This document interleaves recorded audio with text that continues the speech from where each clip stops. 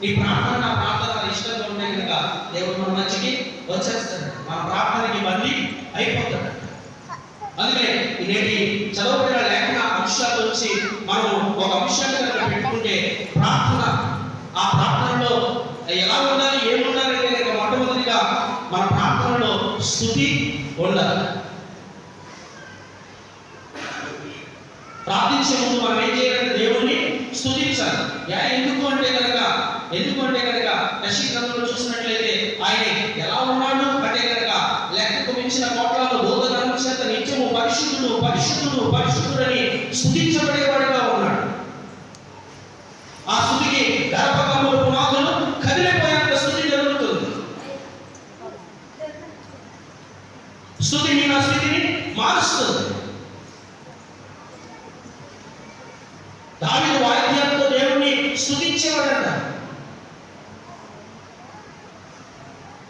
మొట్టమొదటిగా నీ నా ప్రార్థనలో ఏముండాలి అంటే కనుక స్తుతి ఉండాలి. రెండవదిగా నీ నా ప్రార్థనలో ఏముండాలి అంటే కనుక కృతజ్ఞత ఉండాలి.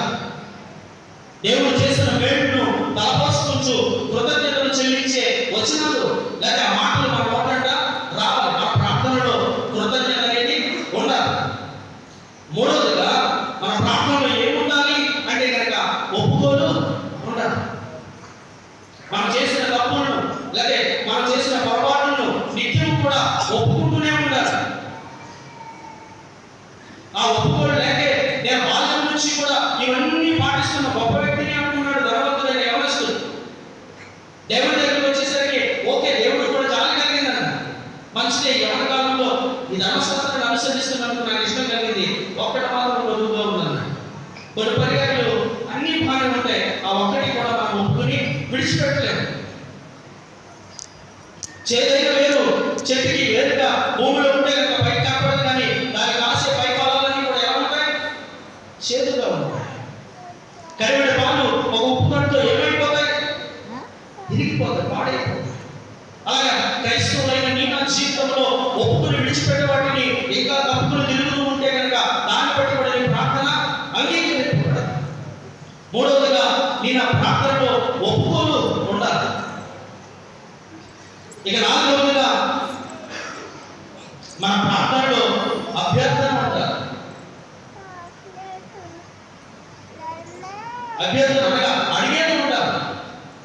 ఒప్పుకున్న నీవు అడగడానికి అర్హుడు. దేవుని అడిగే వ్యక్తిగా మనం మాట్లాడాలి. అది కూడా ఎలాగా అంటే కనుక అత్యాశతో కాదు, ఆసక్తితో. ఏమని అడిగాడు తెలుసా? ఆసక్తితో. యాకోబు పత్రికలో రాయబడిన మాట్లాడే తెలుసా? ఏలియా మరణాన్ని స్వభావం కలిగిన మనుషుడే ఆసక్తితో ప్రార్థన చేసి, ఆకాశమందున ప్రభువా, ఈ నరుల సమృద్ధిని బట్టి, మీరు కనుగొన్న తిండిని బట్టి మనసు మళ్లించి ఇచ్చి నిన్ను మర్చిపోయారు కనుక ఆకాశం నుండి వర్షం ఇస్తేనే ఈ భూమి ఫలమిస్తుంది కనుక ఈ 3.5 సంవత్సరాలలో ఆకాశం నుంచి నువ్వు పడలేదు. భూమి దాన్ని ఫలమివ్వకూడదు. మరి ఆసక్తితో అడిగినప్పుడు జరిగిందంటే జరిగింది. అలాగే నువ్వు అభ్యర్థించే వ్యక్తిగా, అడిగే వ్యక్తిగా ఉండాలి. చివరిగా ప్రార్థనలో ఏముండాలి అంటే కనుక విధేయత ఉండాలి. విధేయత ఏంటి?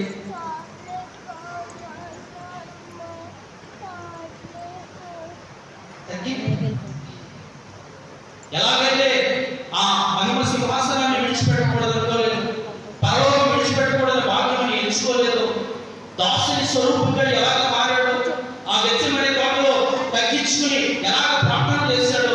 విధేయతకి అర్థం లేదు. ప్రభు ప్రార్థనలో ఏముంది అంటే కనుక విధేయత, తగ్గింపు. రెండు ప్రాముఖ్యమైన విషయాలు మనం చదివిన సందర్భంలో గుర్తు చేసుకుంటే విధేయత ఉంది. ఆకాశం వైపు కనుగొందని కూడా. రెండవది నేను పాపిని ఒప్పుకోలు ఉంది. మనం ప్రార్థన చేస్తున్నాం, కనీసం ఈ 5 విషయాలు ఉన్నాయా?